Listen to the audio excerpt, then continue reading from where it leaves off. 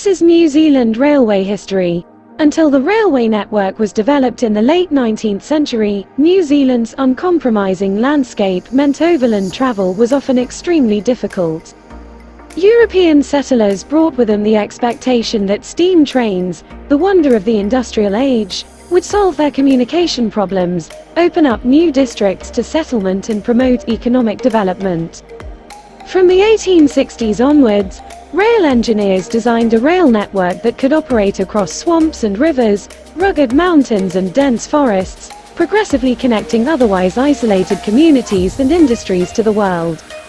By 1880, New Zealand Railways was operating more than 1,900 kilometers of track, and carrying almost 3 million passengers and 830,000 tons of freight a year. The first half of the 20th century was a golden age for rail. By the 1920s, New Zealand Railways was carrying more than 6 million tons of freight and 28 million passengers a year, a remarkable achievement for a nation of just over 1 million people. Almost everyone traveling between major centers took the railway. Trains also delivered schoolchildren to the classroom, suburban workers to factories and offices, and thousands of day trippers to beaches, parks, shows and racecourses. From the 1950s, rail's central role in the daily life of New Zealanders began to erode, as travelers opted to drive or fly rather than use passenger trains.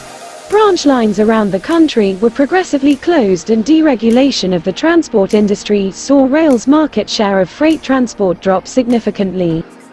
With the new millennium came renewed enthusiasm for rail, globally and here in New Zealand.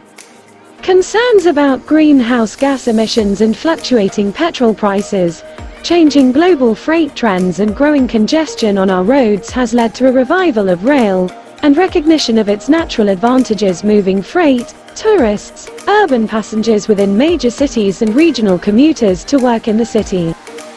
Following years of ownership changes from 1993, when the government sold New Zealand Rail to an international consortium, rail was returned to public ownership in 2008. Since then, successive governments have recognized its critical role in New Zealand transport and the value it delivers to communities, regional economies, exporters and businesses.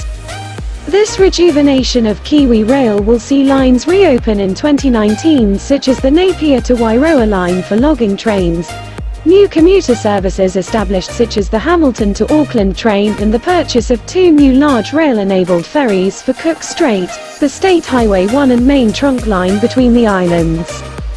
Kiwi Rail's purpose of stronger connections to better New Zealand encompasses the critical role we play in a sustainable and inclusive economy, taking trucks off the road, reducing carbon emissions and increasing well-being now and for future generations. We are woven into communities across the country through our 3,400 people in 50 towns and cities, and we have an ambitious vision for New Zealand's transport future.